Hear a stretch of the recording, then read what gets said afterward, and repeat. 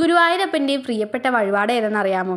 അതുപോലെ തന്നെ രാത്രി തൃപ്പുകയൊക്കെ കഴിഞ്ഞ് ഭഗവാൻ ഒരു സ്ഥലത്ത് വന്നിരിക്കട്ടോ, തൻ്റെ ഭക്തരോടൊപ്പം വന്നിരിക്കട്ടോ. അപ്പം അതും ഈ വീഡിയോയിൽ പറയുന്നുണ്ട് കേട്ടോ. എല്ലാവർക്കും നമസ്കാരം. ഇന്നത്തെ വീഡിയോയിൽ പറയാൻ പോകുന്നത് ഗുരുവായൂരപ്പൻ്റെ ഒരു പ്രിയപ്പെട്ട വഴിപാടും അതുപോലെ തന്നെ ഒരു ഭക്തൻ്റെ കഥയും ഒക്കെ പറയുന്നുണ്ട് കേട്ടോ. എല്ലാവരും വീഡിയോ മുഴുവനായിട്ടും കാണുക. അപ്പോൾ നമ്മുടെ ഗുരുവായൂരപ്പന് ഇഷ്ടപ്പെട്ട ഒരുപാട് വഴിപാടുകളുണ്ട്. തുലാഭാരം, അതുപോലെ തന്നെ നാമം എഴുതി സമർപ്പിക്കൽ, അങ്ങനെ പല പല വഴിപാടുകളുണ്ട്. അതിലുള്ള ഒരു വഴിപാടാണ് കൃഷ്ണനാട്ടം എന്ന് പറയുന്നത്. അപ്പോൾ പലർക്കും ഇതിനെക്കുറിച്ചൊക്കെ നന്നായിട്ട് അറിയാതിരിക്കാം. പക്ഷെ ചിലർക്കെങ്കിലും ആ കൃഷ്ണനാട്ടത്തിൻ്റെ പ്രാധാന്യവും അത് എത്രത്തോളം ഭഗവാന് പ്രാധാന്യമുള്ളതാണ് എന്നതും പലർക്കും അറിയില്ലായിരിക്കാം. അപ്പം അതിനൊക്കെ ആയിട്ട് ഈ വീഡിയോ മുഴുവനായിട്ടും കാണാം കേട്ടോ. അപ്പോൾ ഈ കൃഷ്ണനാട്ടത്തിന് രൂപീകരണം ചെയ്ത ആരാന്നറിയോ? സാക്ഷാൽ ശ്രീകൃഷ്ണൻ തന്നെയാണ്. അദ്ദേഹത്തിൻ്റെ ഒരു ഇച്ഛയായിരുന്നു, ഗുരുവായൂരപ്പൻ്റെ ഒരു ഇച്ഛയായിരുന്നു കൃഷ്ണനാട്ടം എന്ന് പറയുന്ന ഒന്ന് വേണം എന്നത്. അവിടെ അതിന് കാരണഭൂതനായത് കോഴിക്കോട് സാമൂതിരി മാനവേദ തിരുമനസ്സായിരുന്നു. 1654 അദ്ദേഹം കൃഷ്ണഗീതി എന്ന് പറയുന്ന ഭഗവാന്റെ ലീലകൾ വർണ്ണിക്കുന്ന ഒരു കൃതി രചിച്ചത്. അതിനെ അടിസ്ഥാനമാക്കിയിട്ടാണ് കൃഷ്ണനാട്ടം കളിക്കുന്നത്. അദ്ദേഹത്തിന് ഈ കൃഷ്ണനാട്ടം രചിക്കാൻ അദ്ദേഹത്തിന് പ്രചോദനമായിട്ടുള്ളത് ഭാഗവതം, ഹരിവംശം, ഗീതാഗോവിന്ദം തുടങ്ങിയ ഭഗവാന്റെ തന്നെ ലീലകൾ വർണ്ണിക്കുന്ന കൃതികളാണ്. അപ്പം അദ്ദേഹം ഈ കൃഷ്ണഗീതി രചിച്ചതിനെ കുറിച്ച് ഞാൻ പറഞ്ഞല്ലോ. അപ്പം അതിന് പിന്നിൽ ഭഗവാന്റെ തന്നെ ഒരു കളിയുണ്ട്. ഞാൻ പറഞ്ഞല്ലോ, ഭഗവാനാണ് ഈ ഒരു കൃഷ്ണനാട്ടം രചിക്കാൻ അദ്ദേഹത്തിൻ്റെ ആഗ്രഹമായിരുന്നു. അപ്പം ഇതിന് പിന്നിൽ ഈ മാനവേദ തിരുമനസ്സിനെ കൊണ്ട് ഈ ഒരു കൃഷ്ണഗീതി രചിപ്പിച്ചത് ഭഗവാൻ തന്നെയാണ്. അപ്പം ആ കഥ പറയാല്ലേ. ഈ മാനവേദ തിരുമനസ് ഭഗവാന്റെ വലിയൊരു ഭക്തനായിരുന്നു. അദ്ദേഹം തൻ്റെ ഭഗവാനിൽ അർപ്പിച്ചായിരുന്നു അദ്ദേഹം ജീവിച്ചിരുന്നത്. ഭഗവാന്റെ കഥകൾ കേൾക്കുക അങ്ങനെ ഭയങ്കര ഇഷ്ടമായിരുന്നു. അപ്പം അദ്ദേഹത്തിനൊരു ആഗ്രഹം തോന്നുകയാണ്, എനിക്ക് ഭഗവാനെ ഒരിക്കലും ഇങ്ങനെ ഒന്ന് കാണണം. ഈ ഭാഗവതത്തിലുമൊക്കെ മനോഹരമായിട്ട് വർണ്ണിച്ചിരിക്കുന്ന ആ ഭഗവാന്റെ, ആ ശ്യാമസുന്ദരൻ്റെ ആ ഒരു രൂപം എനിക്ക് കാണണം എന്ന ആഗ്രഹം തോന്നുകയാണ്. അങ്ങനെ ഈ ആഗ്രഹമായിട്ട് അദ്ദേഹം നടക്കുകയാണ്. അപ്പോൾ ഇത് പലരോടും പറയുമ്പോൾ പലരും പല വഴികളാണ് ഉപദേശിച്ച് കൊടുക്കുന്നത്. തപസ് ചെയ്യാൻ ചിലർ പറയും, ഭജന ഇരിക്കാൻ പറയും ഗുരുവായൂരമ്പലത്തിൽ. ഞാൻ ഭജന ഇരിപ്പിനെ കുറിച്ച് ഞാൻ കഴിഞ്ഞ വീഡിയോയിൽ പറഞ്ഞിട്ടുണ്ടായിരുന്നു കേട്ടോ. അത് ആവശ്യമുള്ള അത് കണ്ടോളൂ കേട്ടോ. അപ്പോൾ ഭജന ഇരിക്കാൻ പറഞ്ഞു. അങ്ങനെ ഓരോരോ വഴികൾ ഇങ്ങനെ പറഞ്ഞുകൊണ്ടിരിക്കുകയാണ്. അപ്പോൾ അദ്ദേഹം ഇതൊക്കെ ചിലതൊക്കെ ചെയ്ത് നോക്കുന്നുണ്ട്. പക്ഷെ ഒന്നും എന്തൊക്കെ ചെയ്തിട്ടും ഭഗവാനൊന്നും കാണാനൊന്നും പറ്റില്ല. അഖിലാണ്ട കോടി കോടി ബ്രഹ്മാണ്ട നായകനായ ഭഗവാനെ അങ്ങനെ അത്ര പെട്ടെന്നൊന്നും കാണാൻ സാധിക്കില്ല, അത് നമുക്കും അറിയാമല്ലേ. പക്ഷെ അദ്ദേഹത്തിന് കുറേ ശ്രമിച്ചിട്ട് അദ്ദേഹത്തിന് കാണാൻ പറ്റിയില്ല. പക്ഷെ അദ്ദേഹം തൻ്റെ ആഗ്രഹം ഉപേക്ഷിച്ചില്ല. അദ്ദേഹം വീണ്ടും വലിയ വലിയ പണ്ഡിതന്മാരോടും അതിനുള്ള പരിശ്രമം ഭഗവാനിലേക്ക് കൂടുതൽ അടുക്കാനായിട്ട് ശ്രമിച്ചുകൊണ്ടിരുന്നു. ആ ഒരു കാലയളവിലാണ് ഗുരുവായൂരമ്പലത്തിൽ ഭഗവാന്റെ പരമഭക്തനായ വില്ലുമംഗലം സ്വാമിയാർ വരുന്നത്. വില്ലുമംഗലം സ്വാമിയാരെ കുറിച്ച് പ്രത്യേകിച്ച് ഒരു മുഖവര വേണ്ടല്ലേ. അദ്ദേഹത്തിനെ കുറിച്ച് എല്ലാവർക്കും അറിയാം. ഭഗവാന്റെ പരമഭക്തനാണ്. ഭഗവാനെ ഉണ്ണിയായിട്ട് കാണാനും ഉണ്ണിയുടെ ആ ലീലകൾ ആസ്വദിക്കാനൊക്കെ ഭാഗ്യം ലഭിച്ചിട്ടുള്ള ആളാണ് ഈ ഒരു വില്ലുമംഗലം സ്വാമിയാരെന്ന് പറയുന്നത്. അതൊക്കെ വേറെ കഥയാണ് കേട്ടോ. എന്തായാലും അങ്ങനെ ഭാഗ്യം ലഭിച്ചിട്ടുള്ള ആളാണ്. ഭഗവാനെ എപ്പോൾ ചെന്നാലും, ഗുരുവായൂരമ്പലത്തിൽ എപ്പോൾ ചെന്നാലും ഭഗവാനെ നേരിട്ട് ആ രൂപം കാണാൻ സാധിക്കുന്ന ഒരാളാണ് വില്ലുമംഗലം സ്വാമിയാർ. അപ്പോൾ ഈ ഒരു കാലയളവിൽ അദ്ദേഹത്തിൻ്റെ ആ ഒരു പ്രശസ്തി അങ്ങനെ ഗുരുവായൂർ കടന്നും ആ ഭാഗത്ത് മൊത്തം വ്യാപിച്ചിരിക്കുകയാണ് അദ്ദേഹത്തിൻ്റെ ആ പ്രശസ്തി, ഭഗവാനുള്ള ഭക്തിയും കാര്യങ്ങളൊക്കെ. ഈ സമയത്ത് മാനവേദ തിരുമനസ്സും ഈ കാര്യം അറിയുന്നുണ്ട്.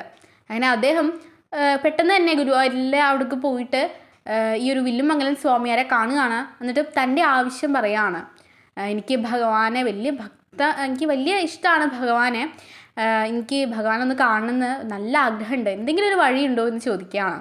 വില്ലുമംഗലം സ്വാമിയാർ പറയും, ഭഗവാനെ പ്രാർത്ഥിച്ചോളൂ, ഭഗവാൻ എപ്പോഴും കാണിച്ചു തരും. അങ്ങനെ പറഞ്ഞിട്ട് വില്ലുമംഗലം സ്വാമിയാർ പോട്ടോ. പക്ഷേ മാനവേദ തിരുമനസ് പിന്നെയും വില്ലുമംഗലം സ്വാമിയാരെ കണ്ടു പറയുകയാണ്, ഭഗവാൻ എനിക്ക് കാണാൻ സാധിക്കുന്നില്ല. അങ്ങനെ ഇവർ കുറേ സംസാരിക്കുന്നുണ്ട്. അപ്പോൾ വില്ലുമംഗലം സ്വാമിയാർ കുറേ ആയല്ലോ തന്നെ പിന്നാലെ നടക്കുന്നു ഈ കാര്യം പറഞ്ഞിട്ട്. ഇനി ഭഗവാന്റെ മുന്നൊന്ന് അവതരിപ്പിച്ച് നോക്കാം, ഭഗവാൻ എന്താ പറയണമെന്ന് നോക്കട്ടെ വിചാരിച്ചിട്ട് ഒരിക്കലും വില്ലുമംഗലം സ്വാമിയാർ ഭഗവാനെ കാണുകയാണ്. അദ്ദേഹത്തിന് എപ്പോഴും കാണാൻ പറ്റും. അദ്ദേഹം ഒരിക്കലും ഭഗവാനെ കാണുമ്പോൾ ഈ ഒരു മാനവേദ തിരുമനസിൻ്റെ കാര്യം പറയും. അദ്ദേഹത്തിന് അങ്ങയോട് വലിയ ഭക്തിയാണെന്നാണ് തോന്നുന്നത്. അപ്പോൾ അദ്ദേഹം ഒരു തെറ്റും ചെയ്തിട്ടില്ലെങ്കിൽ അങ്ങേക്ക് ഒന്ന് കാണിച്ചു കൊടുത്തൂടെ എന്ന് ചോദിക്കുകയാണ്. അപ്പോൾ ഇത് കേട്ടപ്പോൾ നമ്മുടെ ഉണ്ണികൃഷ്ണൻ പറയാണ്, ശരി, ഞാൻ കാണിച്ചു കൊടുക്കാം, എന്നെ കാണാനുള്ള അനുമതി ഞാൻ തന്നിരിക്കുന്നു എന്ന് പറഞ്ഞോളൂ എന്ന് പറയാണ്. അപ്പോൾ വില്ലുമംഗലം സ്വാമിയാർ പിറ്റേ ദിവസം തന്നെ, അപ്പോഴും മാനവേദ തിരുമനസ് ഇതേ ആവശ്യമായിട്ട് വന്നിട്ടുണ്ടായിരുന്നു കേട്ടോ വില്ലുമംഗലം സ്വാമിയാരുടെ മുന്നിൽ. ഇങ്ങനെ വില്ലുമംഗലം സ്വാമിയാരുടെ കാണുമ്പോൾ വില്ലുമംഗലം സ്വാമിയാർ മാനവേദ തിരുമനസിനോട് പറയാണ്, ഭഗവാൻ എന്നോട് പറഞ്ഞു, അങ്ങയ്ക്ക് ഭഗവാനെ കാണാനുള്ള അനുമതി നൽകിയിരിക്കുന്നു എന്ന് പറഞ്ഞു. അപ്പം അങ്ങ് എന്താ ചെയ്യേണ്ടതെന്ന് വെച്ച് കഴിഞ്ഞാൽ, അങ്ങ് എന്നെ തൊട്ടിട്ട് ഈ ഇലഞ്ഞി മരത്തുമ്മക്ക് നോക്കണം എന്ന് പറയുകയാണ്. അപ്പം അന്ന് ഗുരുവായൂർ അമ്പലത്തിൻ്റെ ആ ഒരു പരിസരത്ത് ഒരു ഇലഞ്ഞി മരം ഉണ്ടായിരുന്നു. അങ്ങനെ മാനവേദ തിരുമനസിന് സന്തോഷം എന്ന് വെച്ചാൽ തൻ്റെ ജീവിതത്തിൻ്റെ ലക്ഷ്യം തന്നെ അതായിരുന്നു ഭഗവാൻ ഒരു നോക്ക് കാണാമെന്നുള്ളത്. അങ്ങനെ വലിയ സന്തോഷത്തിൽ അദ്ദേഹം ഇങ്ങനെ കൈ പിടിച്ചിട്ട് ഇങ്ങനെ ആ ഒരു ഇലഞ്ഞി മരത്തിൻ്റെ ചുവട്ടിലേക്ക് നോക്കുകയാണ്. അപ്പോൾ ഇതാ ഭഗവാനെ കാണിച്ചു കൊടുക്കുകയാണ്. ഭഗവാനെ കാണുകയാണ്. അപ്പോൾ ഭഗവാൻ എങ്ങനെയാണ്, നമ്മൾ ഏത് രൂപത്തിൽ ആഗ്രഹിക്കുന്നുവോ അതേ രൂപത്തിൽ ഭഗവാൻ നമ്മുടെ മുന്നിലേക്ക് വരും അല്ലേ. അങ്ങനെ മാനവേദ തിരുമനസ് ഏത് രൂപത്തിലാണോ ആഗ്രഹിച്ചത് അതേ രൂപത്തിൽ കാണുകയാണ്. അദ്ദേഹം ആഗ്രഹിച്ചത് ഒരു ഉണ്ണിക്കണ്ണനായിട്ടാണ്. അങ്ങനെ തന്നെ ആ ഇലിഞ്ഞു മരത്തിൻ്റെ ചുവട്ടിൽ ഭഗവാനെ കാണുകയാണ്. മണ്ണ് വാരി കളിക്കുന്ന ഒരു ചെറിയൊരു ഉണ്ണിക്കണ്ണൻ. ഏറ്റവും സുന്ദരമായ ഒരു ദൃശ്യം അദ്ദേഹം തൻ്റെ കണ്ണുകൾ കൊണ്ട് കാണുകയാണ്.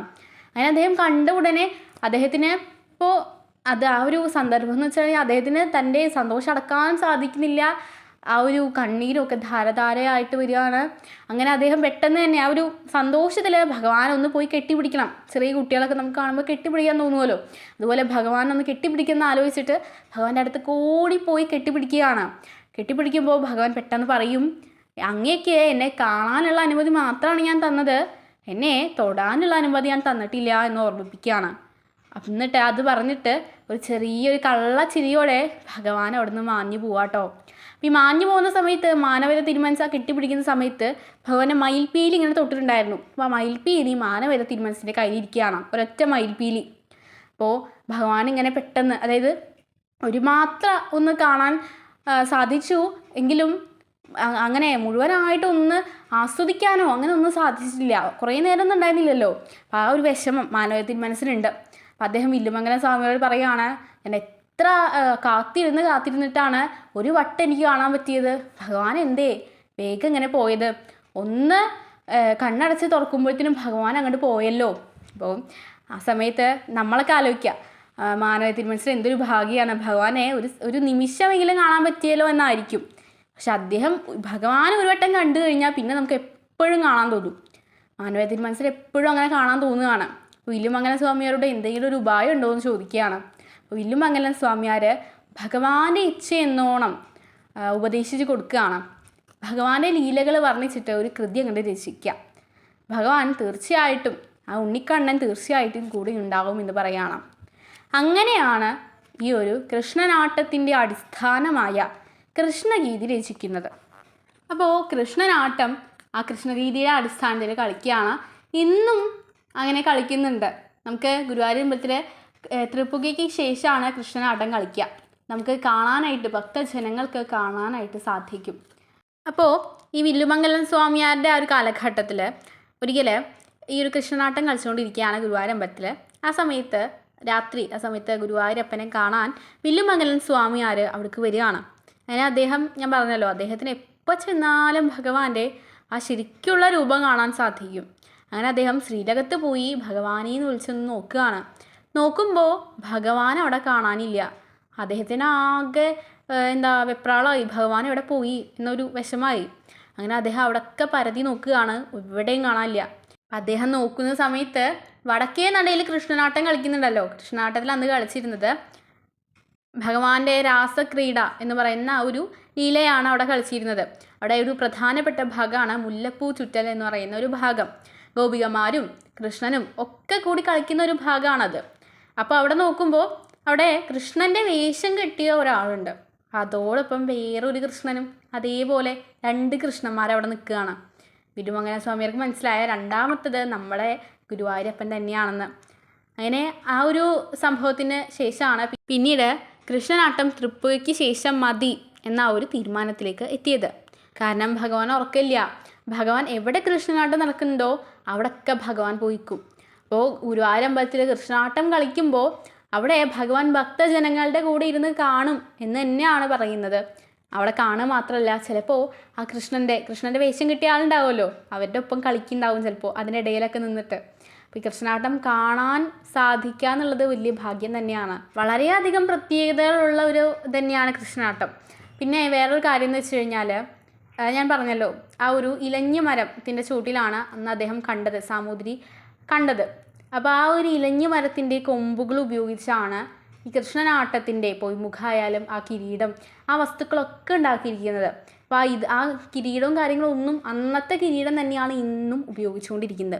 ആ കിരീടത്തിന് അത്രയേറെ പ്രാധാന്യമുണ്ട്. ആ കിരീടം ധരിക്കുന്നതോടുകൂടി ആ കൃഷ്ണവേഷം കിട്ടിയ ആൾ സാക്ഷാൽ ഗുരുവായൂരപ്പൻ തന്നെ ആവുകയാണ്. അതിന് പിന്നിലൊരു കഥയുണ്ട് കേട്ടോ. സാക്ഷാൽ ഗുരുവായൂരപ്പൻ ആ ഈ കൃഷ്ണനാട്ടം കളിക്കുന്ന ആ ഒരു കിരീടത്തിൻ്റെ ഒരു കഥയുണ്ട്. അത് ഞാൻ ഇപ്പോൾ പറയുന്നില്ല, വീഡിയോ വളരെയധികം ലെങ്തി ആയിപ്പോയി. എന്തായാലും അങ്ങനെ ഒരു കഥയുണ്ട്. അതുപോലെ തന്നെ ഈ പൊയ്മുഖം ഇതൊക്കെ ഉണ്ടാക്കുന്നത് ആ ഇലഞ്ഞി മരത്തിൻ്റെ ആ ഒരു ഇതുകൊണ്ട് തന്നെയാണ്. അത്രയേറെ, അതായത് ഭഗവാൻ വന്ന അദ്ദേഹത്തിൻ്റെ സാന്നിധ്യം ലഭിച്ച ആ മരത്തിൻ്റെ കൊമ്പുകൾ ഉപയോഗിച്ച് തന്നെയാണ്. പിന്നെ മറ്റൊരു പ്രത്യേകത ഈ കിരീടത്തിനെ കുറിച്ച് തന്നെ പറയുകയാണെങ്കിൽ, അന്ന് അദ്ദേഹത്തിനൊരു മയിൽപ്പീലി, ഭഗവാനെ സ്പർശിച്ചപ്പോൾ ഒരു മയിൽപ്പീലി കിട്ടിയെന്ന് ഞാൻ പറഞ്ഞല്ലോ. ആ മയിൽപ്പീലി തന്നെയാണ് ഈ കിരീടത്തിൽ മയിൽപ്പീലി ആയിട്ടിരിക്കുന്നത്. കിരീടത്തിൽ കുറേ മയിൽപ്പീലികളുണ്ട്. അതിൽ ഒരെണ്ണം ഈ സവിശേഷമായ മയിൽപ്പീലി എന്നാണ് പറയപ്പെടുന്നത്. പിന്നെ ഈ കിരീടത്തിലുള്ള മറ്റൊരു വലിയൊരു പ്രത്യേകത എന്ന് പറയുന്നത്, കിരീടം 5 വയസ്സുള്ള കുട്ടിയും 55 വയസ്സുകാരനായ ആളും ധരിച്ചാലും അവർക്കൊക്കെ ഈ കിരീടം ഭയങ്കര, അത് തലയ്ക്ക് ഫിറ്റാവും. അതായത് ഒരു പ്രശ്നമില്ലാണ്ട് അത് ഇളകാതെ അവർക്ക് വേണ്ടി നിർമ്മിച്ചതാണോ എന്ന് പോലും തോന്നിപ്പോവും. ആ വലിയൊരു അത്ഭുതം തന്നെയാണല്ലേ നമ്മുടെ ഗുരുവായൂരപ്പൻ ചെയ്യുന്നത് തന്നെയായിരിക്കും. പിന്നെ ഈ കൃഷ്ണനാട്ടത്തിനെ കുറിച്ചുള്ള മറ്റൊരു കാര്യം എന്ന് പറയുന്നത്, ഇതൊക്കെ ഈ ഒരു കൃഷ്ണനാട്ടം മൊത്തം ഒരു 8ൻ്റെ കളിയാണ്. നമ്മുടെ ഗുരുവായൂരപ്പൻ ദേവകി അമ്മയുടെ 8ാമത്തെ പുത്രനായിട്ടാണ് ജനിച്ചത്. അതുകൊണ്ട് തന്നെ മൊത്തം 8ൻ്റെ കളികളാണ്. 8 ദിവസത്തെ കളിയാണിത് കൃഷ്ണനാട്ടം. 8 ദിവസവും ഭഗവാന്റെ ഓരോ ജീവിതത്തിലെ ഓരോ ഭാഗങ്ങൾ. അപ്പോൾ അവിടെ ജനനം, രാസലീല, രുക്മിണി സ്വയംവരം, അങ്ങനെ ബാണയുദ്ധം, അങ്ങനെ അവസാനം സ്വർഗാരോഹണം, അങ്ങനെ പറഞ്ഞ് 8 ദിവസമായിട്ടാണ് കളി നടക്കുക. അതുപോലെ തന്നെ മറ്റേത് എന്ന് വെച്ചാൽ 8 നാഴി എണ്ണയാണ് ഉപയോഗിക്കുക. 8 തിരിയായിരിക്കും ഉണ്ടാവുക, 8 കളിക്കാരുണ്ടാവും. പിന്നെ അങ്ങനെ മൊത്തം ഒരു 8ൻ്റെ കളിയാണ്. പിന്നെ കൃഷ്ണനാട്ടത്തിൽ ഞാൻ പറഞ്ഞു 8 ദിവസമാണ് കളി ഉണ്ടാവുക പറഞ്ഞു. ഇതിൽ ഓരോ ദിവസവും ഓരോ കാര്യങ്ങളാണ്. ഒരു വട്ടം രുക്മിണി സ്വയംവരം ആണെങ്കിൽ അടുത്ത ദിവസം അതിന് മുന്നത്തെ ദിവസം രാസലീല ആയിരിക്കും.